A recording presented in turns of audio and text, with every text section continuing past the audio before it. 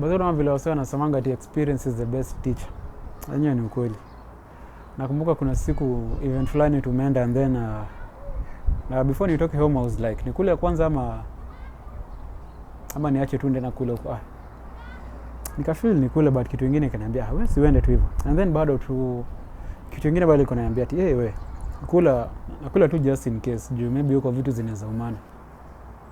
Basi nikaona sasa kuna haja gani ya kuharibu tumbo na ugali sukuma na huko unaenda kukula kuku na pilau and kadhalika. So nikatoka hivyo. Hata chai siku kunywa. Kufika huko si ka event kameendelea. Nikafika time ya lunch. Wase ndio wamepanga line. But kufika huko msee wa kwanza naona ametoka na chakula kidogo. But juu ilikuwa ni dem nikasema unajua mademu wanakuanga na ile at least wanaficha white wataki kuonekana na kulanga sana. Msee wa pili chakula ni toshana the same. Basi yeye alikuwa mwanaume. Nikashindwa kwani what's going on? Nikasema maybe yeye alikuwa amekula like kama maybe ako na doni ile. So vile mimi nilifikiwa nimepick sahani and then sasa ni ile naenda kusaviwa.